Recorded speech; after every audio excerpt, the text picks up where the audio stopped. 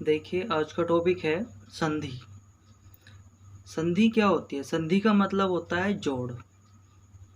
अब संधि हिंदी में मतलब हिंदी में जोड़ समझ में नहीं आ रहा तो देखिए, अगर हिंदी में संधि आती है तो क्या होता है? संधि का मतलब होता है दो वर्णों का मेल। संधि में सिर्फ वर्णों की ही बात करेंगे, शब्दों की नहीं। समास में करते हैं शब्दों की बात और संधि में करते हैं वर्णों की बात। तो देखिए, दो वर्णों के मेल को क्या कहते हैं? संधि कहते हैं। यानी कि दो शब्द होंगे, उन शब्दों में वर्ण भी होते हैं। तो देखिए, अगर दो शब्द जुड़ रहे हैं यानी कि उनमें संधि करनी है तो प्रथम शब्द का अंतिम वर्ण और दूसरे शब्द का प्रथम वर्ण ही जुड़ेगा। अगर ऐसा होता है तभी आपकी क्या होगी? संधि होगी। अब होता है संधि के प्रकार। संधि मुख्यतः तीन प्रकार की होती है। कौन कौन सी? देखिए, नंबर 1 है आपका स्वर संधि। स्वर संधि। दूसरा है आपका व्यंजन संधि। तीसरा है आपका विसर्ग संधि। अब देखिए, स्वर संधि को अच संधि भी कहते हैं। अच पे चा पे क्या होना चाहिए? हलंत। ऐसे ही व्यंजन संधि को क्या कहते हैं? हल संधि भी कहते हैं। और विसर्ग संधि, ठीक है। नंबर 3 क्या है? आपकी विसर्ग संधि। तो संधि तीन प्रकार की होती हैं। पहला है स्वर संधि, दूसरा व्यंजन संधि, तीसरा है आपका विसर्ग संधि। अब बात करते हैं स्वर संधि के बारे में। अब देखिए जरा, स्वर संधि क्या होती है? मैंने आपको बताया कि संधि में क्या होना चाहिए। पहली बात तो वर्णों की ही बात करेंगे, यानी कि प्रथम शब्द का अंतिम वर्ण तथा द्वितीय शब्द का प्रथम वर्ण। क्या? प्रथम शब्द का अंतिम वर्ण और द्वितीय शब्द का प्रथम वर्ण यदि दोनों स्वर हैं तो इस प्रकार दोनों वर्णों के मेल को क्या कहेंगे? स्वर संधि कहेंगे। स्वर संधि में मोस्ट इम्पोर्टेंट है कि जो भी वर्ण जुड़ेंगे वे क्या होंगे? वे आपस में स्वर होना अनिवार्य है, तभी आपकी स्वर संधि होगी। अब स्वर संधि के प्रकार के बारे में बात कर लेते हैं। देखिए, स्वर संधि के कितने प्रकार हैं? 5 प्रकार हैं। पहला है आपका दीर्घ संधि, दूसरा है आपका यण संधि, तीसरा है आपका गुण संधि, चौथा है आपका वृद्धि संधि और पांचवा है आपका अयादि संधि। अब देखिए, आपको संधि पता चल गया। संधि के प्रकार 3 होते हैं और उसमें से आपको स्वर संधि के प्रकार भी पता चल गया और वो क्या, और स्वर संधि कहते किसे हैं वो भी।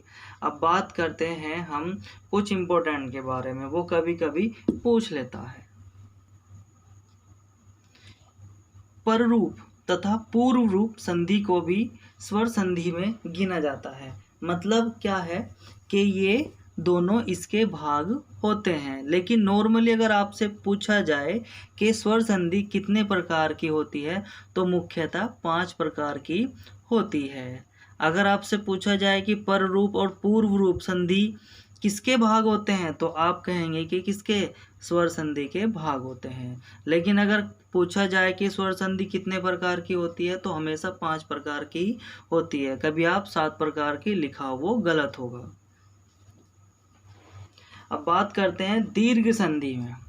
दीर्घ संधि में आपका छोटा सा रूल है और कुछ नहीं है। दीर्घ का मतलब होता है बड़ा। क्या होता है? दीर्घ का मतलब होता है बड़ा। यानी कि देखिए, पहले तो आप इसका सूत्र को पता होना चाहिए। दीर्घ संधि का सूत्र है अक सवर्ण दीर्घ। देखिए, आप दीर्घ से दीर्घ मैच करेंगे तो आपको पता चल जाएगा कि हाँ, ये दीर्घ संधि का सूत्र है। मतलब क्या है? अगर आप कोई भी दो वर्ण जो छोटे होंगे, जो स्वर जो छोटे होंगे, आप उन्हें जोड़ेंगे तब भी आपका क्या आ जाएगा? बड़ा आएगा। और अगर आप बड़े बड़े भी कोई जोड़ोगे तब भी वो बड़ा ही बनेगा।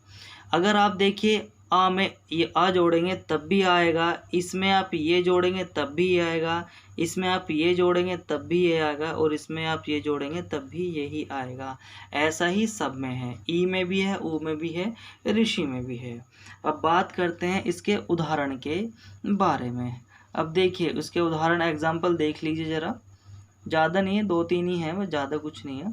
देखिए आप, विधा जमाल्य विधाल्य कैसा बना, इसका आ उठाया क्योंकि प्रथम वर्ण शब्द का अंतिम वर्ण और द्वितीय शब्द का प्रथम वर्ण ही जुड़ते हैं, तो इसमें लास्ट में क्या लिखा है आ, इसमें शुरू में क्या लिखा है आ को आ में जोड़ेंगे तो बड़ा आ ही तो बनेगा, तो विध जमा आ और ये ल, तो क्या हो गया विधाल्य।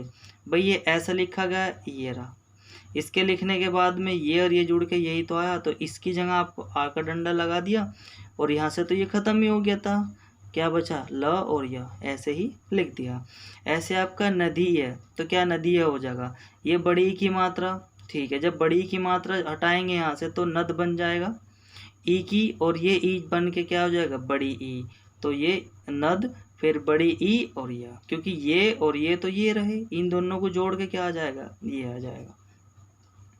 अब बात करते हैं, देखिए नेक्स्ट इसका एग्जाम्पल, लघु प्लस उत्तर, यानी कि ये छोटे ऊ की मात्रा और ये भी छोटा ऊ, तो क्या बन जाएगा बड़ा ऊ बन जाएगा, तो ल घ, फिर ऊ की मात्रा ये रही ऊ की मात्रा, फिर अदत ये रहा अदत र, ये रहा र।